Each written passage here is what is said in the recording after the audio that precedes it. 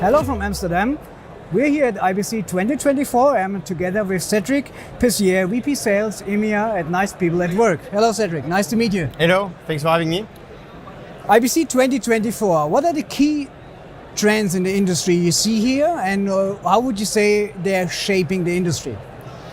Well, there is a lot of trends for sure, and following the IBC, in the continuity of the IBC, right? But I would say that for what is more related to our business, right? So video intelligence, I would list AI for sure on top of them. Everybody is talking about AI.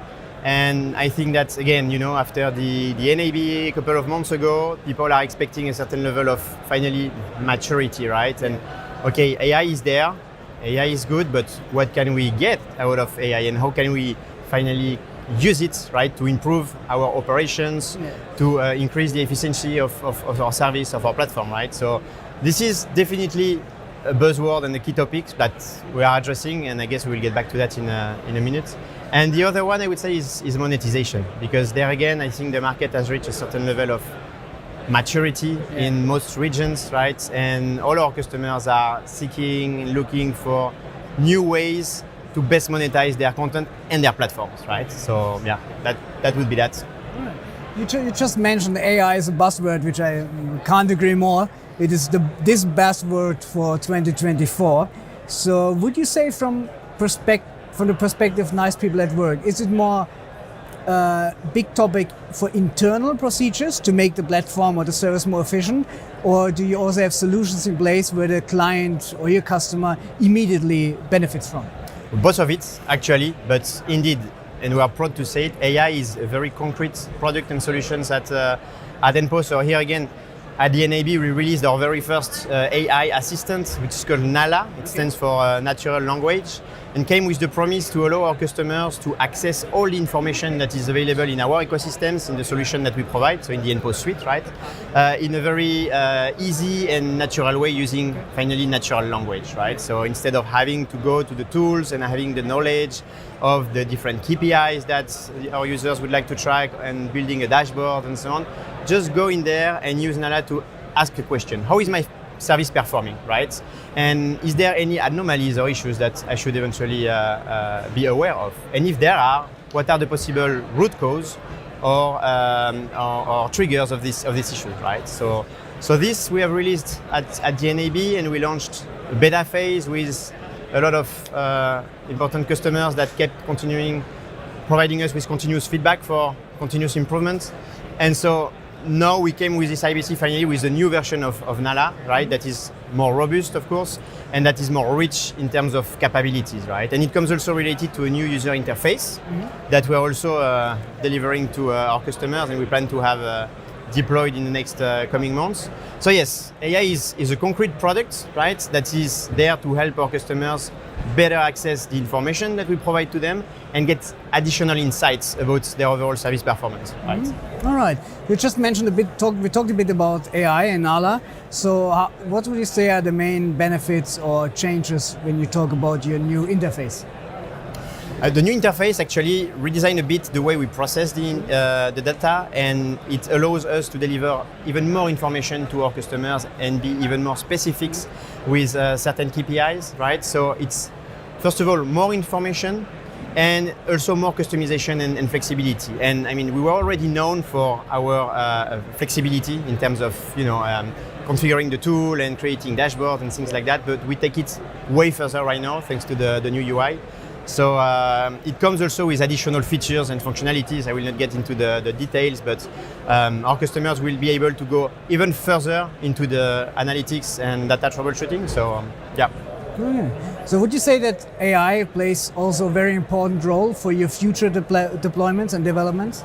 Most of the innovation that we have right now is definitely focusing on and leveraging AI.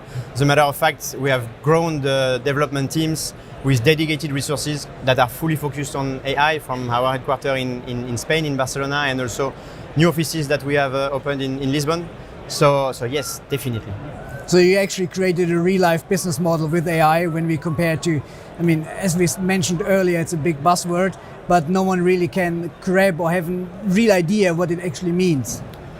Well, it does come with new service and functionalities for our customers. In terms of business model, it doesn't change much, right? Yeah. We will stick to what we have, right? And it's working very well and align and alongside what everybody's doing in SaaS nowadays, right? Yeah. So here the business model impact is not really there. It's more offering our customers more efficiency in terms of monitoring their platform. It's what we do concretely, and getting additional insights to best monitor their services. And really. bringing more value to a portfolio. Of course. All right. So when it comes to Africa, what key trends have you identified if you look at the market, and how do you plan to, let's say, help to add your services, your solutions to the African continent? Very good question. So Africa is somehow, I would say, a new market for us. We've been focusing for the past year, basically.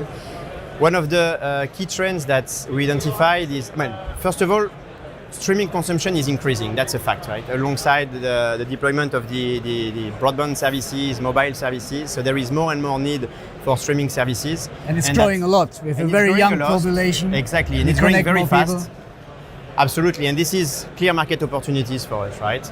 Now, in terms of specific trends, we see, for instance, that there is a strong need for local produced content, first of all, right? And we see also that for some various valid reasons, Africans are not willing or used to pay to access the content, right? So AVOD is definitely, I would say, the most common type of platform that we see emerging in Africa. And with this in mind, we should carefully watch the success and penetration of FAST in Africa. I think there's a lot of opportunities for that, and it's going to be very interesting. So again, with this in mind, from NPAW, we keep improving our ads monitoring tool, right? Because we also have a solution to monitor the quality of the ads and the way the ads are being consumed by end users on their platforms, right? So this is definitely a very, I would say, meaningful and powerful solution for the African markets. And also we intend to adapt our business model. There, yes, we do. In order to fit the expectations and the way African customers are monetizing their platforms, which again is slightly different from what we are used to here in EMEA or North America and so on, right?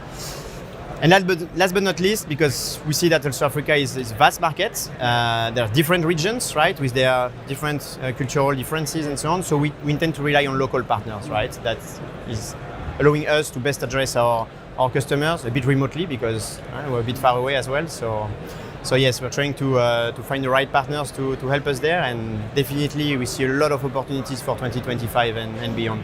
So we could say your platform actually helps content service providers to, let's say, to empower them or give them more opportunities to get local content on the TVs, on the mobile devices. Absolutely. I mean, again, we have a wide range of solutions that are covering different use cases, right? But the core of our solutions allows our customer to access very strategic KPIs so that they can monitor the audience, their quality of service, their quality of experience, overall, what is the experience of their users when streaming content through their platform, right? And then, of course, we go beyond that. We address business use cases for marketers, for instance, for when it comes to content performance, user behaviors, which content performs the best, why, how, and so on. So those are also a domain that we address as well, right? All right, thank you. It was a very insightful conversation. Thanks for your so time. Yeah, likewise. That was Tech Africa News from IBC 2024. You can find more on techafricanews.com.